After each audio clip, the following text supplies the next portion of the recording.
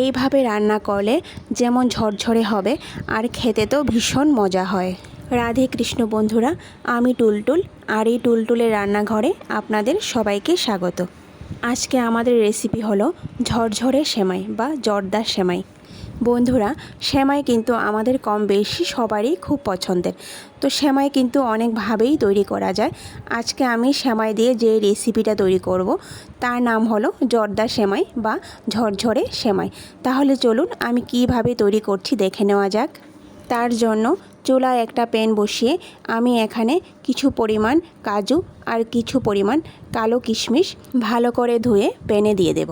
তারপর কাজু আর কিশমিশের গায়ে যে জল লাগা আছে সেটা একটু নাড়াচাড়া করে শুকিয়ে নেব। তারপর কম আঁচে হাফ চামচের থেকেও একটু কম ঘি দিয়ে সামান্য ভেজে নেব। বন্ধুরা, আপনারা এখানে কালো কিশমিশের জায়গায় কিন্তু সাদা কিশমিশটাও ব্যবহার করতে পারেন। এইভাবে যখন হালকা ভাজা হয়ে যাবে তখনই আমি ড্রাই ফ্রুটসগুলি একটা প্লেটের মধ্যে নামিয়ে নেব। তারপর প্যানটা আবার চুলায় বসিয়ে দেব।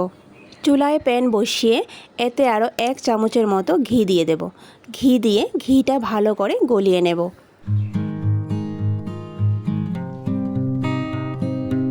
ঘি গলে যাওয়ার পর এতে একটা তেজপাতা, সামান্য দারুচিনি আর 3টে এলাচ এইভাবে ফাটিয়ে দিয়ে দেব।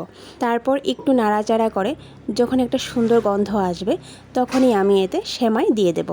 আমি এখানে যেই সেমাইটা নিয়েছি সেটা হলো টুকরো করা ভাজা ছাড়া সেমাই। আপনারা কিন্তু এখানে ভাজা যে একটা সেমাই পাওয়া যায় বাজারে, সেই সেমাইটাও কিন্তু ব্যবহার করতে পারেন। আমি এখানে ছোট বাটির 1 বাটি সেমাই নিয়েছি। এখন কম আছে এটাকে 3 থেকে 4 মিনিটের মতো ভেজে নেব। বন্ধুরা, 3 থেকে 4 মিনিট ভাজার পর দেখবেন সেমাইয়ের কালারটা অনেকটা চেঞ্জ হয়ে গেছে আর সেমাই থেকে সুন্দর একটা গন্ধ বেরোচ্ছে। তখনই আমি এতে দুধ দিয়ে দেব। এখানে যতটুকু সেমাই নিয়েছিলাম ততটুকুই কিন্তু দুধ দিতে হবে। আমি 1 বাটি সেমাই দিয়েছিলাম, তাই আমি এখানে 1 বাটি দুধ দিয়ে দেব। দুধ কিন্তু একসঙ্গে দেব না, অল্প অল্প করে দিয়ে দেব। আর শুরু থেকেই কিন্তু চুলার আঁচটা একদম লোতে থাকতে হবে। তারপর আমি এতে 3 চামচের মতো চিনি দিয়ে দেব। মিষ্টিটা কিন্তু আপনারা আপনাদের পছন্দ মতো দেবেন। অনেকে আছে মিষ্টিটা একটু বেশি খায়, তাই মিষ্টিটা আপনারা একটু বাড়িয়েও দিতে পারেন। বন্ধুরা, চিনি দিয়ে কিন্তু ভালো করে নাড়াচাড়া করে নেব। তারপর কম আঁচে 3 থেকে 4 মিনিটের মতো ঢেকে রাখব।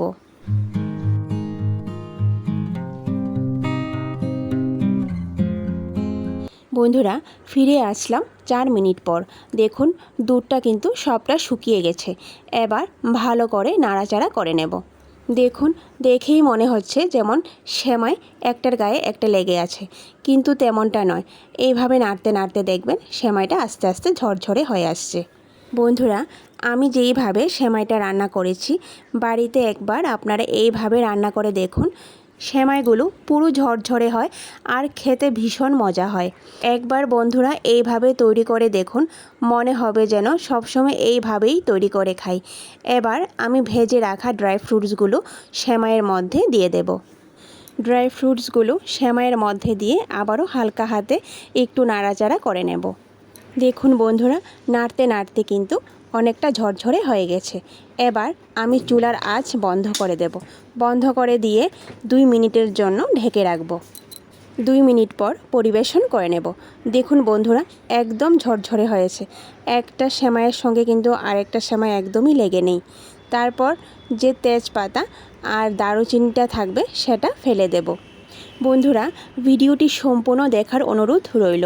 আর ভিডিওটি যদি ভালো লেগে থাকে তাহলে সবার শেষে লাইক, শেয়ার আর সাবস্ক্রাইব করে দেবেন। নমস্কার, আজকে এই পর্যন্তই। কথা হবে আবারও পরের ভিডিওতে। আর বন্ধুরা, রেসিপিটা কেমন হয়েছে কমেন্ট করে নিশ্চয়ই জানাবেন।